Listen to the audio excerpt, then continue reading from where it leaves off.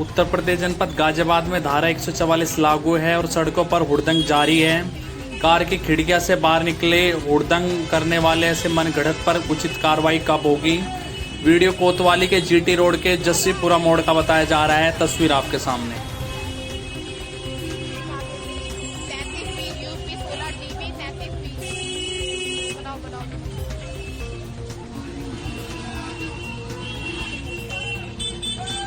Ghaziabad police की तरफ से सभी को यह सूचित किया जाता है कि कमिश्नरेट गाजियाबाद में धारा 144 लागू है।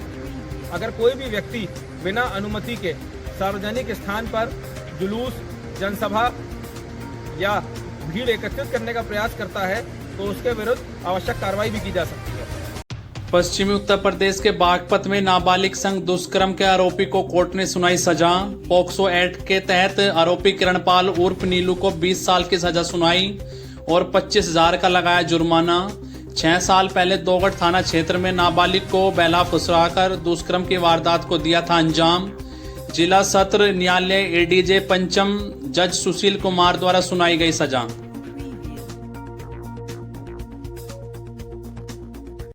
उत्तर प्रदेश जनपद गाजियाबाद से बड़ी खबर है। जल्द शुरू होगी रैपिड ट्रेन। आगामी 12 अक्टूबर को सीएम योगी भी पहुंच सकते हैं Sahibabad. PM Narendra Modi rapid train का उद्घाटन करेंगे, सूत्रों का दावा है। तैयारी देखने के लिए पुलिस आयुक्त अजय मिश्रा, जिलाधिकारी महोदय राकेश कुमार सिंह, नगर आयुक्त विक्रमादित्य मलिक साहिबाबाद स्टेशन पहुंचे हैं, जिसकी तस्वीर आपके सामने।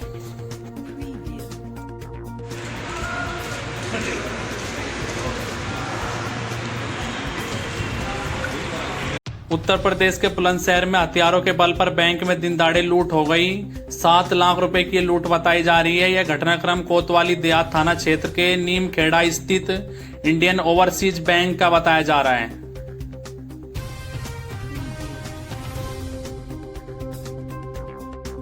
उत्तर प्रदेश के हापुड़ में ओयो होटल बने क्राइम का अड्डा। नाबालिग छात्रा से गैंगरेप की वारदात से मचा हड़कंप। 3 आरोपियों ने दिया घटना को अंजाम। यह घटनाक्रम सिटी कोतवाली क्षेत्र का बताया जा रहा है। आइए पुलिस अधिकारी की सुनते हैं इस पे क्या कुछ कहना है।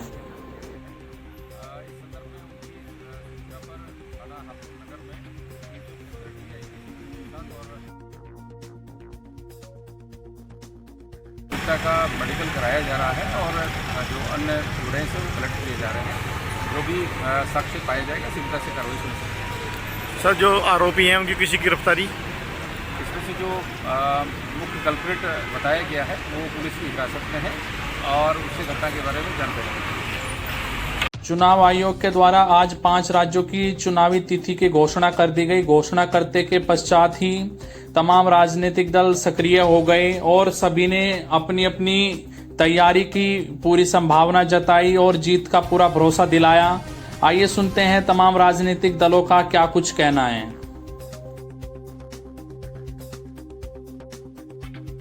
साहब प्रियंका जी ने जाति जनगणना के बारे में जो बात कही थी उसे सीडब्ल्यूसी ने मुहर लगाया।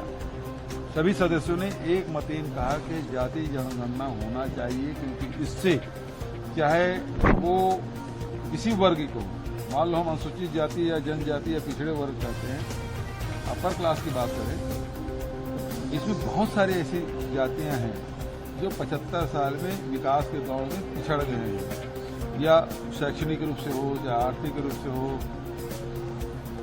इन सब चीजों में यदि पिछड़े हैं तो उनके लिए योजना बनाने के लिए सबसे ज्यादा जरूरी है जनगणना।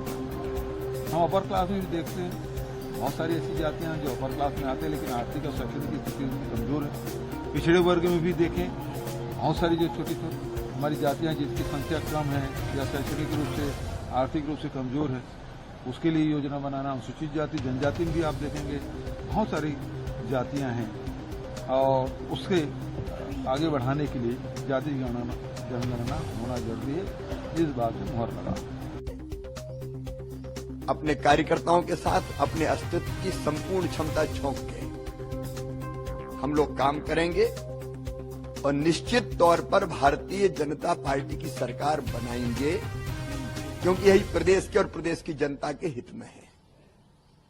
मैं आज हरिद्वार और ऋषिकेश जा रहा हूं। कल दिन भर मुलाकात और चिंतन दोनों करूंगा। परसों सवेरे लौटूंगा और चुनाव अभियान में पूरी ताकत के साथ हम ले जाएंगे। केंद्रीय नेतृत्व को धन्यवाद। पांचों राज्यों में भारतीय जनता पार्टी करारी शिकस्त का सामना कर रही है। भाजपा का सूपड़ा साफ होने वाला है और इसीलिए भारतीय जनता पार्टी के लोग कभी छटपटा रहे हैं, कभी घबरा रहे हैं और कभी बहाने बना रहे हैं। और मध्य प्रदेश की परिस्थिति तो बिल्कुल साफ है। भाजपा के पाप का घड़ा भर गया है और 8.5 करोड़ मध्य प्रदेश की बहादुर जनता ने तैयारी कर ली है कि भाजपा के पाप के घड़े को हम फोड़ देंगे। शिवराज सिंह चौहान खुद ही टायर्ड और रिटायर्ड नेता हैं। भारतीय जनता पार्टी श्रीमान नरेंद्र मोदी और अमित शाह ने शिवराज सिंह चौहान को सिरे से खारिज कर दिया है। उनके पास न चेहरा है, न नियत है, न नीति है और इसीलिए आप देख रहे हैं कि कभी किसी केंद्रीय मंत्री को पकड़कर ला रहे हैं और वो फिर भाग रहा है।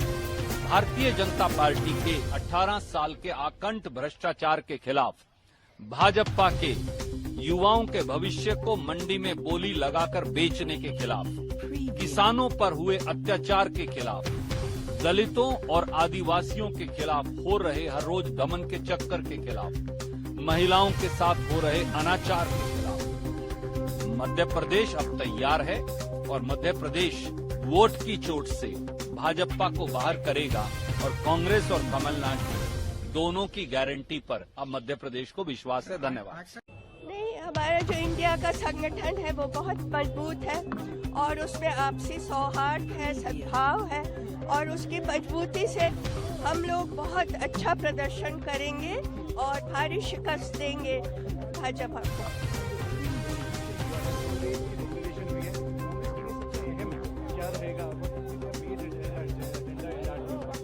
कांग्रेस के लिए सबसे अहम रहेगा हमारे जो लोग पिछड़ गए हैं, ओबीसी है, एससी है, एसटी है, महिलाएं हैं, उनको हम कैसे आगे लाएं और सभी वर्गों को कैसे आगे हम इसी तरह रहेंगे। इस चुनाव में हम सख्त लड़ेंगे और हमें मेरे ख्याल में बहुत अच्छा रिजल्ट होगा कांग्रेस के लिए भी। और आपकी बार 75 पार।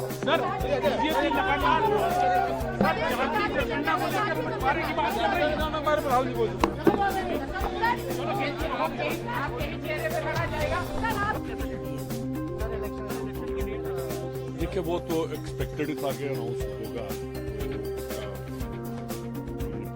तैयारी हमारी और हम इलेक्शन पूरे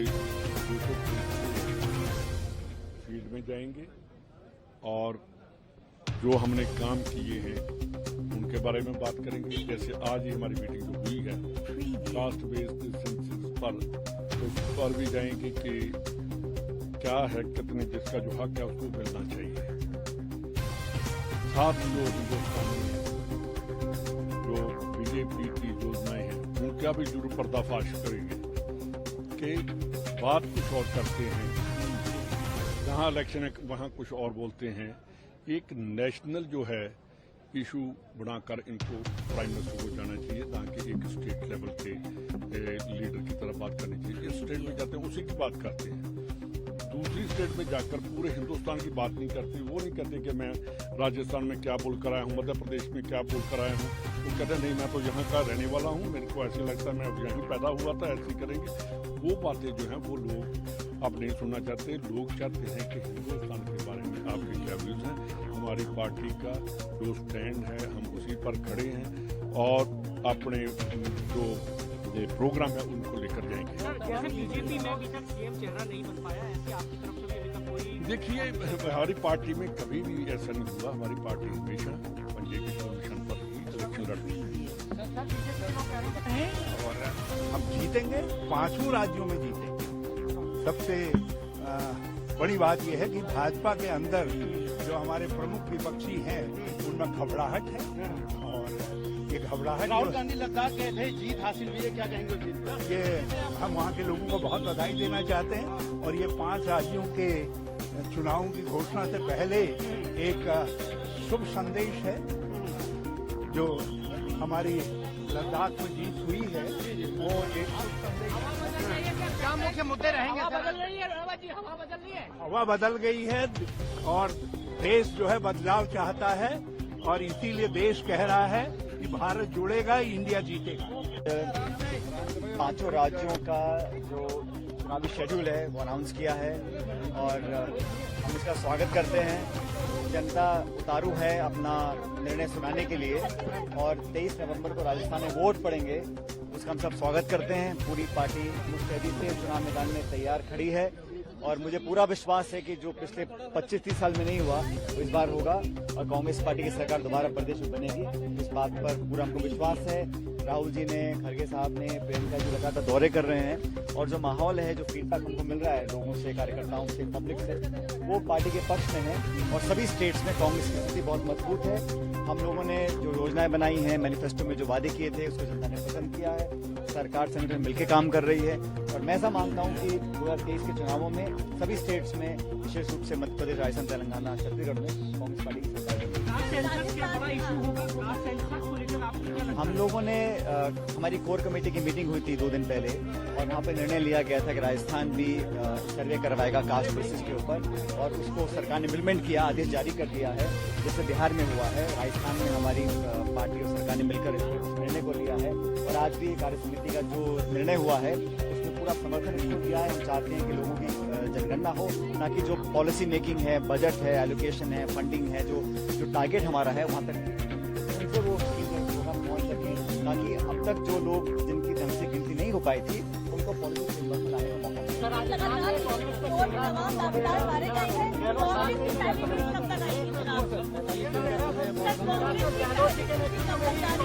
चर्चा हो रही है, सब डिस्कशंस हो रहे हैं। हमारे ऑब्जर्वर्स, हमारी स्क्रीनिंग कमेटी सब आज दिल्ली में है, बहुत जल्द मीटिंग्स होंगी और मुझे लगता है कि क्रमबद्ध तरीके से सब लिस्टों को हम लोग लॉन्च करेंगे।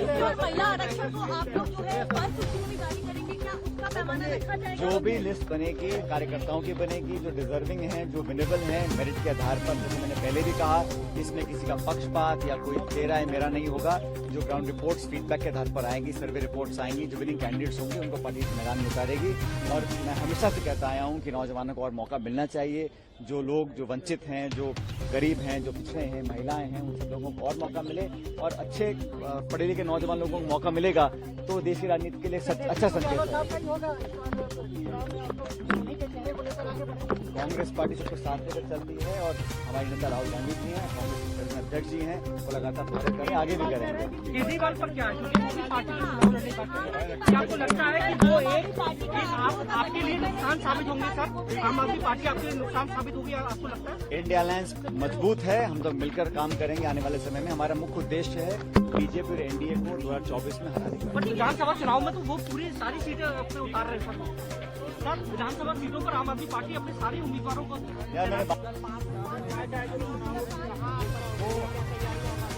हमारी तैयारी है। हम राजस्थान में, छत्तीसगढ़ में और मध्य प्रदेश में पूरी ताकत के साथ लड़ रहे हैं।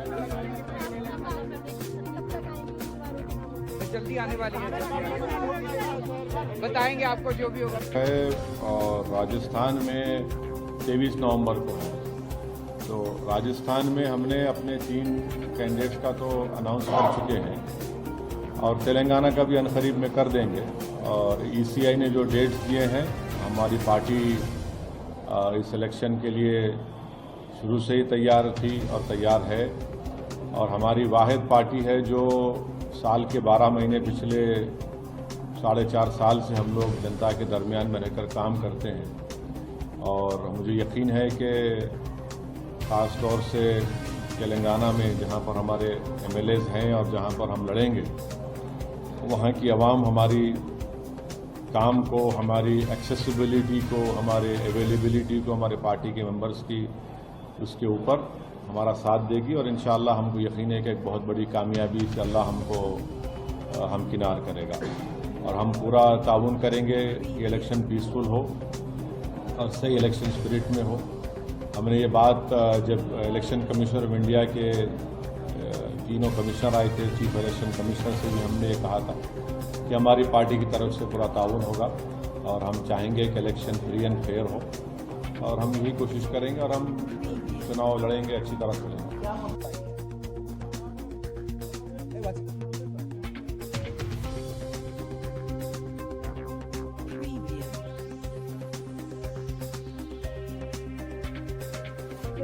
फिलहाल तो इंडिया अलायंस में जहां तक मुझे मालूम है सीट शेयरिंग की कोई बात शुरू नहीं।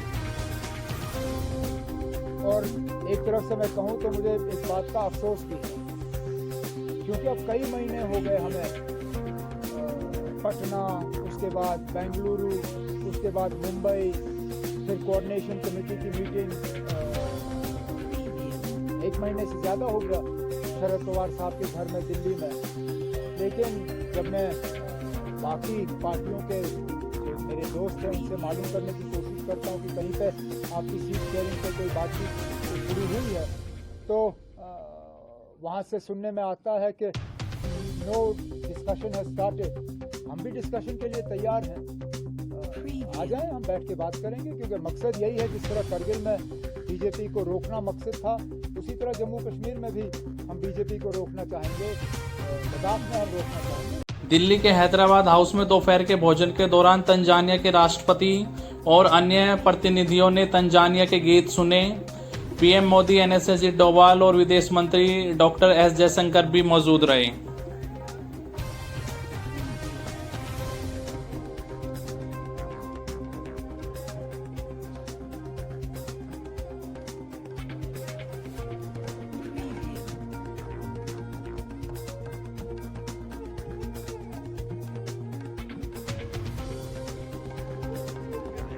पश्चिमी उत्तर प्रदेश मेरठ में सपा विधायक अतुल प्रधान ने घेरा सीएमओ ऑफिस।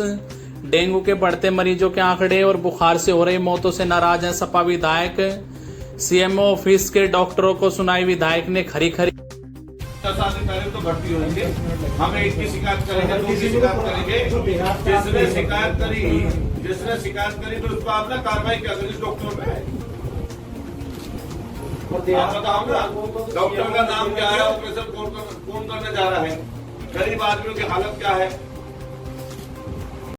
चुनाव आयोग के द्वारा आज 5 राज्यों में विधानसभा चुनाव की तिथियों की घोषणा कर दी गई है। वहीं छत्तीसगढ़ में 7 और 17 नवंबर को वोटिंग होंगे, मिजोरम में 7 नवंबर को होंगे, मध्य प्रदेश में 17 नवंबर को होंगे, राजस्थान में 23 नवंबर को होंगे, तेलंगाना में 30 नवंबर को होंगे। इन सभी राज्यों के नतीजे 3 दिसंबर को आएंगे। आइए सुनते चुनाव आयोग ने और कुछ क्या कहा है। 23 मेरे सभी वोटर्स से आपके माध्यम से अनुरोध है कि अपना अपना नाम देखें, अपना अपना पोलिंग स्टेशन देखें। कोई भी नाम किसी को ऐड कराना है या हमारे यंग वोटर्स को तो ऐड कराएं, महिलाओं को जिसको भी ऐड कराना है ऐड कराएं उसमें। किसी को चेंज करना है, फोटो चेंज करनी है, मोबाइल नंबर लिखना है तो लिखाएं।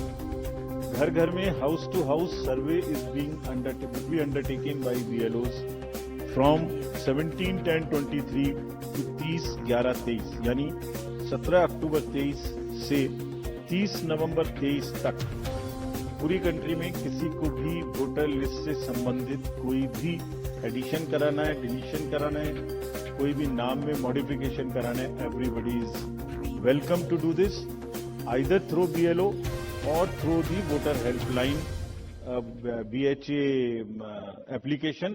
You can directly. Date of poll will be 7th November and date of counting would be 3rd, which is common of course for all these states, and elections in all these states would be completed by 5th of December. So date of poll is 7th November. Similarly, in case of Chhattisgarh, the elections would be in 2 phases. The date of poll would be 7th November and 17th November. The nominations after Mizoram for the first phase of the Chhattisgarh would happen on 20th, the 13th, and the last date would be 20th. Date of poll being 7th November, and for phase 2, 17th November. In Madhya Pradesh, this coincides with the second phase of Chhattisgarh, and date of poll would be 7th November. So first Mizoram and the first phase of Chhattisgarh, then second phase of Chhattisgarh and one phase in Madhya Pradesh. Thereafter, Rajasthan, where the date of poll will be 23rd November in one phase entirely in Rajasthan. The date of issue of Gazette notification would be 30th October and date of counting for everyone being 3rd of December. Telangana would go last to the poll and date of poll is 30th November with date of issue of Gazette notification being 3rd of November. And the entire election process would be complete by 5th of December. So this is what is the schedule. And again, I request all of you, through all of you, all the voters to please come and exercise in the festival of democracy in its true sense. Thank you very much. आज CWC Congress working committee की बैठक आज दिल्ली में हुई। कांग्रेस शासित प्रदेश के मुख्यमंत्री शिरकत करने इस बैठक में पहुंचे थे। इस बैठक में कास्ट सेंसेक्स पर, जातीय जनगणना पर विस्तार रूप से चर्चा हुई। कांग्रेस पार्टी का कहना है जहां पर कांग्रेस की सरकार है जिन राज्यों में, वहां पर हम जातीय जनगणना बिहार की तर्ज पर कराएंगे। उसके तत्पश्चात ही राहुल गांधी ने मीडिया को संबोधित किया। उन्होंने कहा कि देश में जातीय जनगणना बहुत जरूरी है और केंद्र सरकार पर उन्होंने क्या कुछ कहा, आइए सुनते हैं। एक अदानी जी वाला और दूसरा सबका कास्ट सेंसस साफ दिखा देगा कि हिंदुस्तान में लोग कितने हैं, कौन है, और हम वहां नहीं रुकेंगे। उसके बाद इकोनॉमिक सर्वे होगा तो हमें यह भी पता लग जाएगा कि कितने लोग हैं, धन किसके हाथ में है, धन कहां है, एसेट किसके हाथ में है। और फिर जैसे मैंने कहा, जो एक्सरे हमें, और मैं कहता हूं शायद इसमें मेरी भी गलती है, जो हमने पहले नहीं किया उसको अब हम पूरा करके दिखा देंगे, क्योंकि इस एक्सरे की जरूरत है। अगर हम नया पैराडाइम, नया डेवलपमेंट का पैराडाइम चाहते हैं जहां सबको न्याय मिले, उसके लिए हमें कास्ट सेंसस करना ही होगा। Sir, you've heard the Prime Minister. क्या इंडिया अलायंस भी कास्ट सेंसस को सपोर्ट करेगी? तो मैंने कहा कि देखिए, कांग्रेस प्रेसिडेंट ने हमारी जो सबसे बड़ी डिसीजन मेकिंग बॉडी है उसमें निर्णय लिया है कि हम कास्ट सेंसस को इम्प्लीमेंट करेंगे। सिर्फ ये नहीं, मगर ये भी डिसीजन लिया है कि हम बीजेपी पर दबाव डालेंगे और उनसे करवाएंगे। अगर उन्होंने नहीं किया तो फिर उन्हें परे हो जाना चाहिए, क्योंकि देश कास्ट सेंसस चाहता है। अब जहां तक इंडिया अलायंस की बात है, मैं जानता हूं कि काफी पार्टी इंडिया अलायंस में इस निर्णय का समर्थन करेंगी। एक दो पार्टी हो सकती है जिनकी राय थोड़ी अलग हो। हमारे लिए कोई प्रॉब्लम नहीं है, क्योंकि हम कोई फैशिस्ट सिस्टम नहीं है। मगर ज्यादा से ज्यादा पार्टियां इस डिसीजन को पूरी तरीके से सपोर्ट करेंगी। हाँ जी, मैंने राहुल जी मैं पूनम, एक मिनट मैडम बोलिए। अच्छा, हमारी कास्ट सेंसस पे चर्चा हुई, डिस्कशन हुआ और एक ऐतिहासिक निर्णय कांग्रेस वर्किंग कमेटी ने लिया है और यूनानिमसली लिया है। मगर मतलब कमरे में कोई ऐसा व्यक्ति नहीं था जिसने अपना पूरा सपोर्ट कास्ट सेंसस का जो कॉन्सेप्ट है उसको नहीं दिया। तो काफी खुशी की बात है। हमारे यहाँ चीफ मिनिस्टर्स बैठे हैं। हमारे चीफ मिनिस्टर ने भी डिसीजन लिया है कि वो भी राजस्थान में, कर्नाटक में, छत्तीसगढ़ में, हिमाचल में कास्ट सेंसस को आगे बढ़ाएंगे। तो अंग्रेजी में बोल।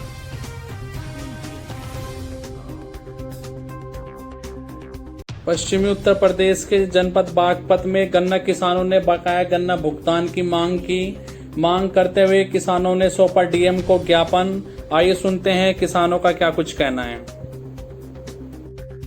चौधरी साहब, आपका परिचय जानना चाहिए। मेरा नाम चौधरी यशपाल सिंह, खंबा बीज रोड। चौधरी साहब, एक पंचायत के बाद एक बड़ा निर्णय लिया गया, उसके बारे में जानकारी बताओ। ये निर्णय क्यों लेना पड़ा? एक पंचायत हुई थी किसानों की। हमारा जो ये मलकपुर चीनी मिल है, ये किसानों का पेमेंट नहीं करता टाइम पर। लगभग 350 करोड़ रुपया भी हमारा किसानों का बाकी है और अधिकारियों ने भी, हमने भी, सबने मिलकर इसका बहुत प्रयास कर लिया। अधिकारियों को भी मानने को ये तैयार नहीं है। अधिकारी बार बार आश्वासन देते हैं लेकिन उनकी बात भी हम तो ये लगता है कि नहीं मान रहे।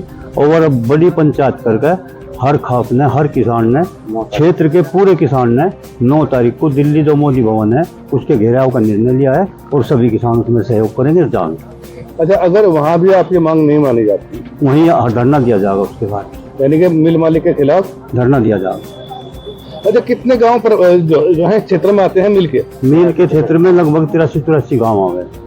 तो तमाम जो वहाँ के किसान हैं उनकी गन्ना पेमेंट ना होने से क्या स्थिति है? अपने बच्चों की पढ़ाई नहीं कर सकते, कोई बुखार भी किसी का हो जाए भी, देखो बुखार का भी इलाज 1 लाख से घाट नहीं होता तो किसान कहाँ करे? अपने पशु का इलाज नहीं करा सकते, बच्चों का इलाज नहीं करा सकते। सब हालत जो है बिल्कुल खस्ता होगी। इसके लिए बिल्कुल लाचार होकर किसानों ने निर्णय लिया कि मोदी भवन का घेराव करेंगे और यदि तो भी वहाँ नहीं मिलते तो उस पर वहाँ पे धरना देंगे। जब तक पेमेंट नहीं होगा उसका प्रयास करेंगे वहीं रहना। पश्चिमी उत्तर प्रदेश के बागपत में बुजुर्ग किसान की गोली मारकर हत्या कर दी। पुरानी रंजिश में किसान की हत्या की आशंका है। रंबाला क्षेत्र के किरठल गांव का यह मामला बताया जा रहा है। उत्तर प्रदेश लखनऊ श्रीराम अंतर्राष्ट्रीय एयरपोर्ट से दिसंबर माह में प्रारंभ हो जाएगी हवाई सेवाएं।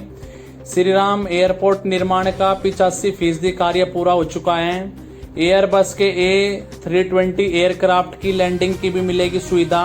अयोध्या एयरपोर्ट पर रात्रि में भी हो सकेगी एयरक्राफ्ट की लैंडिंग। तस्वीर आपके सामने।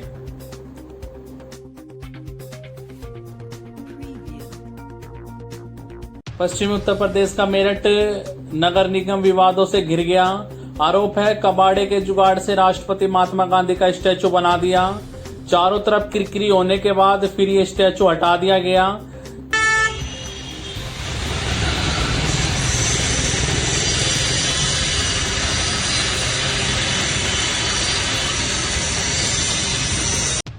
उत्तर प्रदेश में इजराइल हमास युद्ध के बीच अलीगढ़ मुस्लिम यूनिवर्सिटी के छात्रों ने कैंपस में किया प्रदर्शन। फिलिस्तीन के समर्थन में उतरे एएमयू के छात्र।